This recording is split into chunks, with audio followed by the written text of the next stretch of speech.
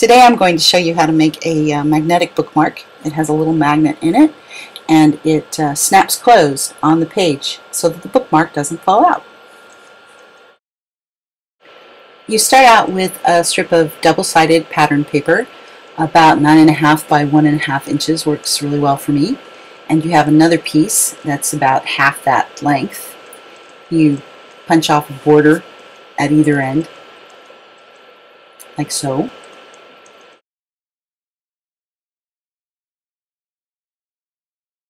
You're going to score the longer piece about 4.5 inches in from the end.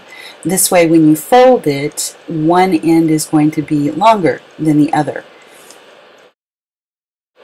And this way, when you use your stamp, this is a Hero Art stamp, by the way, you can see it down there at the bottom, like that.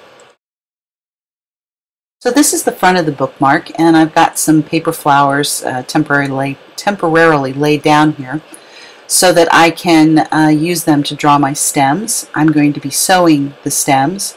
You can use either a sewing machine to do this, or like I'm doing here, you can poke holes with a tool or a needle and then sew them.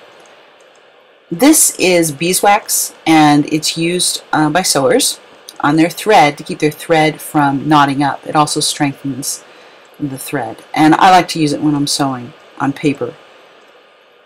And you're just going to stitch round, and after you've stitched round one way, you're going to come back and fill in the blanks. You don't need to worry about knotting it at the end. We will get to that in a minute. This is a piece of grunge paper by Tim Holtz. I guess Ranger Industries makes it.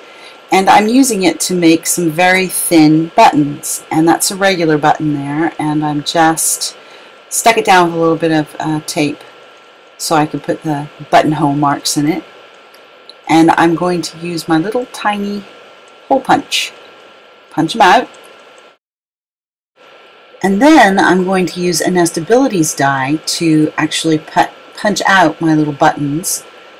And you can see I've already punched a couple out below. And that's what they're going to look like when I'm done. Although I could leave them gray, I think they'll look a lot better if they're painted. So I am using some Claudia Hellmuth studio paints, which are really nice, by Ranger. Painting them up.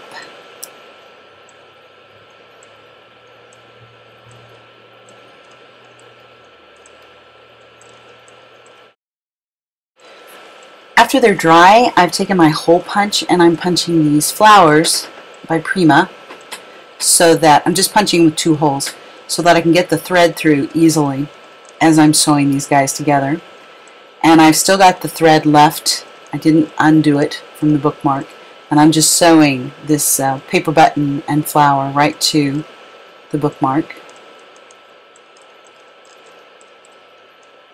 Here's the other one. This one I did all by itself because it's not actually attached with thread, because it's going to be glued down with some diamond glaze. Now I have noticed that whenever I am trying to film myself sewing, by some freak of nature, all of a sudden I become very clumsy. Here I'm trying to do a knot and it's just giving me a lot of trouble, but there it is. There we go. Finally. And I'm going to clip off the ends, and I think it's coming up here in just a second. You can see it. There it is. I'm going to need to punch a flower out of the front there. Easy enough. And I am just looking at this for a fit. That's that short piece, and you can probably figure out what we're going to do with it now. I am tracing around. We'll use that later. And now I'm just going to glue that flower down with the diamond glaze. And there that is. And I'm putting just a little bit of glue on the ends of the thread. This is pretty self-explanatory. I'm just putting down the ribbon. And I have so much respect for filmmakers, because if you've never done one of these demo videos, the hard part really comes later when you're trying to edit it, like I'm doing right now, and do the voiceover work, and it's just really nerve-wracking.